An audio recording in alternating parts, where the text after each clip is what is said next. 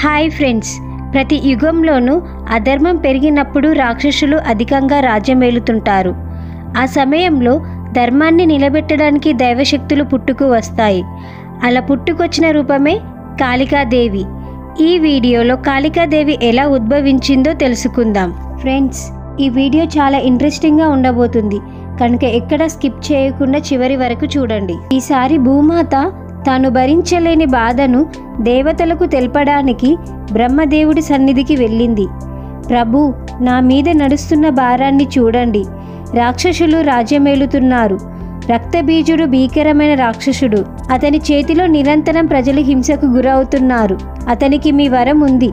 ఒకసారి అతను గాయపడి రక్తం చిందిస్తే ఆ ఒక్క చుక్క రక్తం నుంచి మరో రాక్షసుడు పుట్టుకు వస్తున్నాడు. ఇలాంటి శక్తి కలవాడిని నేను ఎలా భరించగలను అని అడుగుతుంది. అదే సమయంలో ఇతర దేవతలందరూ సైతం భయంతో పరమేశ్వరుడి సన్నిధికి చేరుకున్నారు. ఓ మహాదేవా, ఈ ప్రపంచాన్ని రక్షించగలిగే శక్తి మీకు మాత్రమే ఉంది. మీ శక్తిని మేము కోరుతున్నాం అని ప్రార్థించారు. అప్పుడు శివుడు కళ్ళు మూసి ధ్యానంలో మునిగిపోయాడు. కానీ మహాదేవుడి శక్తి పార్వతి రూపంలో ప్రవేశిస్తుంది. అప్పుడు పార్వతీదేవి తన అంతరంగంలో ఉన్న ఉగ్రరూప శక్తిని బయటకు పంపించేయాలని సంకల్పించింది. ఒక్క క్షణం నిశ్చలమైన వాతావరణం, పర్వతాలు కదిలాయి, నదులు ఉప్పొంగాయి, ఆకాశంలో ఒక కాంతి ఉద్భవించింది. అంతటి శక్తివంతమైన తేజస్సు ఒక్కసారిగా వెలువడింది. ఆ తేజస్సులో నుండి ఒక భయంకరమైన రూపంలో మహాకాళి అవతరించింది. కాళికాదేవి రూపం చాలా భయంకరమైనది. ఆమె కళ్ళు అగ్నిలా దహించి వేస్తున్నాయి. నాలుక పొడుచుకొని వెలుగుని వెదజల్లుతుంది. మెడలో రుద్రాక్షమాల, కపాలమాలతో కలిగి ఉంది. చేతిలో ఒక ఖడ్గం మెరుస్తూ దర్శనమిస్తుంది. ఆమె కాళ్ళు భూమిని తట్టినప్పుడు ప్రతిసారి భూమి కంపిస్తుంది. ఆమె ఉనికి కలియుగానికే కాదు, సకల లోకాలకు భయానకంగా మారింది. ధర్మాన్ని కాపాడే బాధ్యత నాదే అంటూ ఆకాశం దద్దరిల్లేలా గర్జించింది. మహాకాళి తన తొలి లక్ష్యంగా చండాముండలను అనే రాక్షసులను సంహరించడానికి సిద్ధమైంది. రాక్షసులలో అత్యంత భయంకరుడు, దుర్మార్గుడు చండా మరియు ముండ.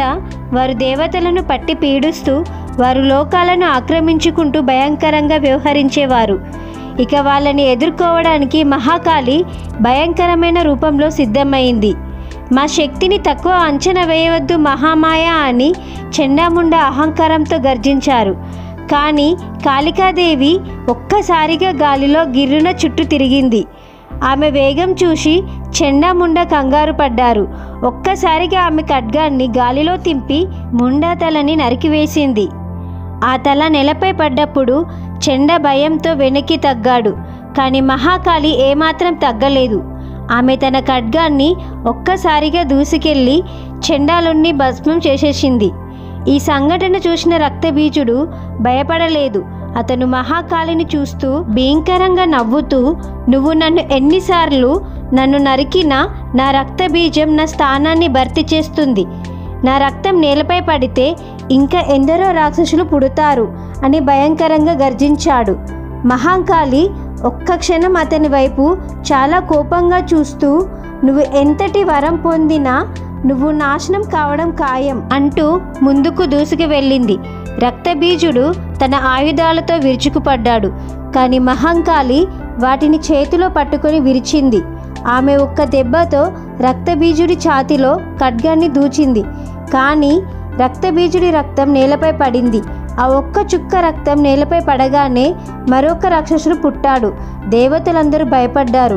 ఇలా అయితే ఈ యుద్ధం ఎప్పటికీ ముగియదు అని వారందరూ కంగారు పడ్డారు. కానీ మహాకాళికి అర్థమయ్యింది.